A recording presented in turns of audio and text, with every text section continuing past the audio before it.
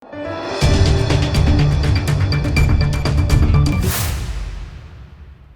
દર્શક મિત્રો, આપ જોઈ રહ્યા છો લોકમૈત્રી ન્યૂઝ. હું છું એન્કર અર્પિતા પટેલ. હવે જોઈએ અગત્યના સમાચાર. ઉમરગામ તાલુકાના સળગતા પ્રશ્નોને વાચા આપવા વાંસદાના અનંતભાઈ પટેલ મેદાને આવતા પ્રજાને જાગેલી આશા જાગી હતી.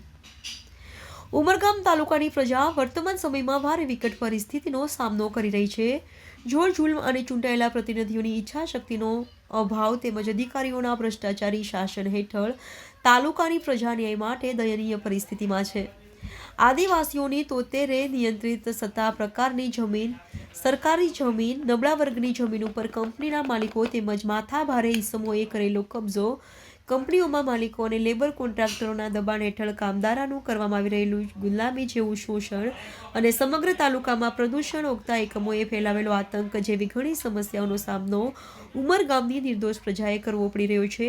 આ તમામ સમસ્યાઓ પર નિયંત્રણ મૂકવા માટે ઉમરગામ તાલુકાના એકલ દોકલ આદિવાસી મિતેશભાઈ પટેલ, જયેશભાઈ બરફ ભારે સંઘર્ષનો સામનો કરી એસટી, એસસી, ઓબીસી અને લઘુમતી તેમજ શોષિત, વંચિતો અને કામદારોને થઈ રહેલા અન્યાય સામે ન્યાય આપવા વાંસદાના ધારાસભ્ય અને ક્રાંતિકારી આદિવાસી યુવા નેતા અનંતભાઈ પટેલ અને એમના વિશાળ સમર્થકોએ વિશાળ જનજાગૃતિ રેલી યોજી મામલતદારને આપેલું આવેદનપત્ર રહ્યા છે.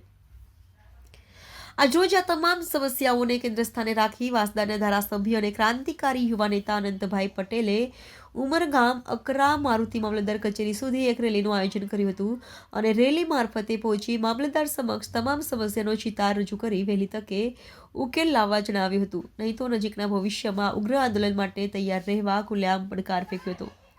આજની રેલી બાદ ઉમરગામ તાલુકાની ન્યાય માટે વલખા માંગી રહેલી પ્રજામાં ન્યાય મળવાની આશા જાગી છે. આજની રેલીમાં કોંગ્રેસના જિલ્લા પ્રમુખ ફોલજીભાઈ પટેલ તેમજ કોંગ્રેસી કાર્યકર્તાઓ, આ ઉપરાંત ઉમરગામ તાલુકાના આદિવાસી યુવાન નેતા મિતેશભાઈ પટેલ, જયેશભાઈ બરફ તેમજ સરી ગામના આદિવાસી યુવા નેતા મનીષભાઈ હળપતિ અને એમની વિશાળ ટીમ સાથે રેલીમાં ઉપસ્થિત રહ્યા હતા. Reporter Ashwin power, Lokmaitri news, Valsad. Lokmaitri news સાથે જોડાયેલા રહેવા અમારા યુટ્યુબ ચેનલને સબસ્ક્રાઇબ કરી ફેસબુક અને ઇન્સ્ટાગ્રામ પેજને લાઇક અને શેર કરો.